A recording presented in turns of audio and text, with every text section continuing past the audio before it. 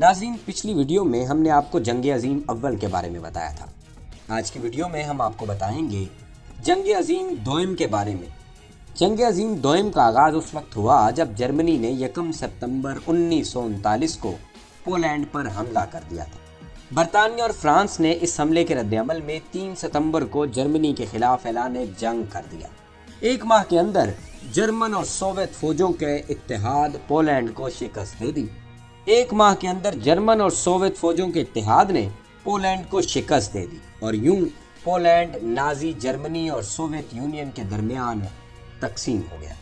Poland کی شکست کے نتیجے میں وجود میں آنے والا عارضی سکوت 9 اپریل 1940 میں اس وقت ختم ہو گیا جب جرمن فوجوں نے ناروے اور ڈنمارک پر حملہ کر دیا۔ 10 مئی 1940 کو جرمنی نے یورپ کے نشیبی ملکوں نیدرلینڈز، بیلجیم اور لگزمبرگ کے ساتھ ساتھ فرانس پر حملہ کر دیا۔ 2 جون 1940 کو فرانس نے جرمنی کے ساتھ جنگ بندی کے معاہدے پر دستخط کر دیے، جس کے ذریعے ملک کے شمالی نصف حصہ جرمنی کے قبضے میں چلا گیا اور اس کے نتیجے میں ملک کے جنوبی حصے میں حلیف حکومت کے قیام کی اجازت دے دی گئی۔ جرمنی کے اس حوصلہ افزائی کے ساتھ سوویت یونین نے جون 1940 میں بالٹک ریاستوں پر قبضہ کر لیا اور اگست 1940 میں اسے باقاعدہ طور پر اپنے ملک کا حصہ بنا لیا۔ اٹلی، جو جرمنی کے حلیف ممالک کا رکن تھا، وہ بھی اس جنگ میں 10 جون 1940 میں شریک ہو گیا۔ 13 اگست سے 31 اکتوبر 1940 تک جرمنی نے انگلستان کے خلاف ہوائی جنگ شروع کی اور اس میں شکست کھائی۔ اس جنگ کو بیٹل آف دی برٹن یعنی برطانیہ کی لڑائی کہا جاتا ہے۔ 6 اپریل 1941 کو یوگوسلاویہ اور یونان پر حملے کے ساتھ بلقان کی ریاستوں پر گرفت مضبوط کرنے کے بعد جرمنوں اور ان کے اتحادیوں نے 22 جون 1941 کو سوویت یونین پر چڑھائی کر دی۔ یہ جرمن سوویت یونین معاہدے کی براہ راست خلاف ورزی تھی۔ جون جولائی 1941 میں جرمنوں نے بلقان کی ریاستوں پر بھی قبضہ کر لیا۔ اس موقع پر سوویت لیڈر جوزف اسٹالن جنگ کے زمانے میں ناری جرمنی اور اس کے اتحادی ممالک کے خلاف اہم اتحادی لیڈر بن گئے۔ 1941 کے موسم گرما اور خزاں کے دوران جرمن فوجی سوویت یونین کے اندر دور تک پہنچ گئے، مگر زور پکڑتی ہوئی ریڈ آرمی کی مزاحمت نے انہیں لینن گراڈ اور ماسکو جیسے اہم شہروں پر قبضہ نہ کرنے دیا۔ 6 ستمبر 1941 کو سوویت فوجوں نے ایک بڑی جوابی کارروائی شروع کی، جس نے جرمنوں کو مستقل طور پر ماسکو کے مضافات سے باہر دھکیل دیا۔ اس کے ایک روز بعد 7 دسمبر 1941 کو جرمنوں کے ایک حلیف طاقت جاپان نے پرل ہاربر پر ہوائی بمباری کی۔ اس کے نتیجے میں امریکہ نے فوری طور پر جاپان کے خلاف اعلان جنگ کر دیا۔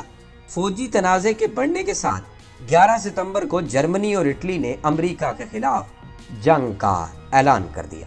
مئی 1942 میں برطانوی شاہی فضائیہ نے جرمنی کے شہر کولون پر پہلی بار جرمنی کے اندر جنگ کرتے ہوئے ہزاروں بمبار جہازوں سے بمباری شروع کر دی۔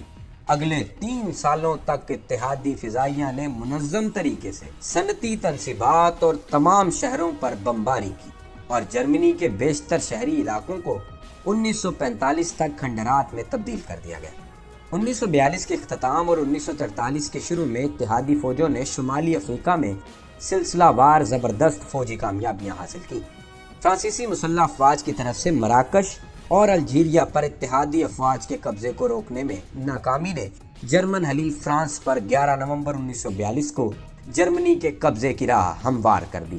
افریقہ میں 1.5 لاکھ کے لگ بھگ نفری پر مشتمل مخالف فوجوں کے اتحاد نے مئی 1943 میں ہتھیار ڈال دیے۔ مشرقی محاذ پر 1942 کے موسم گرما کے دوران جرمنوں اور ان کے حلیفوں نے سوویت یونین پر حملوں کا دوبارہ سے آغاز کیا، جن کا مقصد والگا دریا کے کنارے واقع شہر اسٹالن گراڈ کے ساتھ ساتھ باکو شہر اور کاکشین آئل فیلڈز پر قبضہ کرنا تھا۔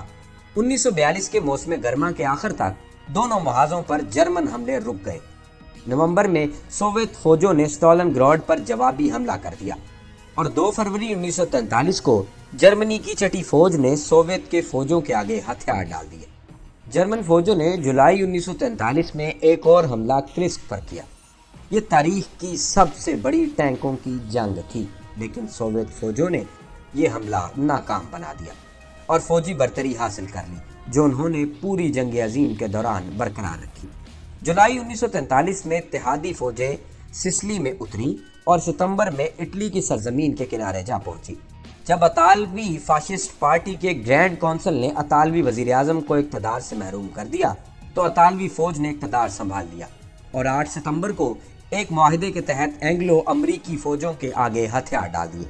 اٹلی میں موجود جرمن فوجوں نے جزیرہ نما کے آدھے شمالی حصہ پر اپنا کنٹرول کر لیا اور مزاحمت جاری رکھی۔ مسولینی کو جیسے اطالوی فوجی حکام نے گرفتار کر لیا تھا، جرمن ایس کمانڈوز نے ستمبر میں آزاد کرا لیا اور شمالی اٹلی میں ایک نیم فستانی کٹھ پتلی حکومت تشکیل دی۔ جرمن فوجوں نے 2 مئی 1945 کو ہتھیار ڈال دینے تک شمالی اٹلی پر اپنی گرفت قائم رکھی۔ جون 1944 کو ایک بڑی فوجی کارروائی کے حصے کے طور پر اتحادی افواج کے 1.5 لاکھ سے زائد فوجی فرانس میں اترے۔ فرانس کو اگست کے آخر میں آزاد کرا لیا گیا۔ 11 ستمبر 1944 کو امریکی فوجیوں کے پہلے دستے جرمنی میں داخل ہوئے۔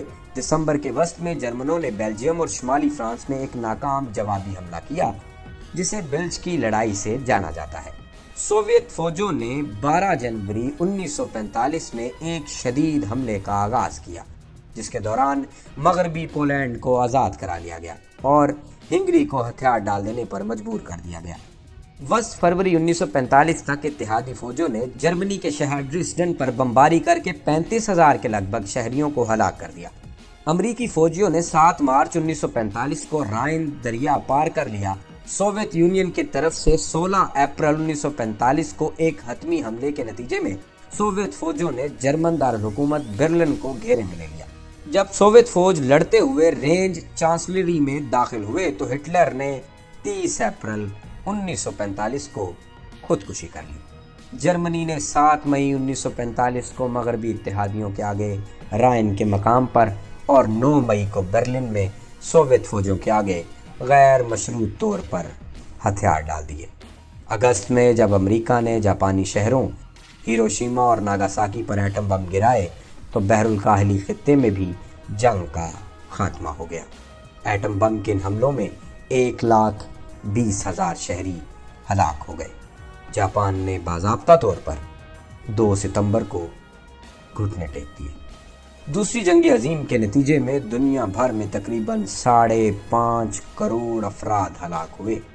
یہ تاریخ کی سب سے بڑی اور تباہ کن جنگ تھی۔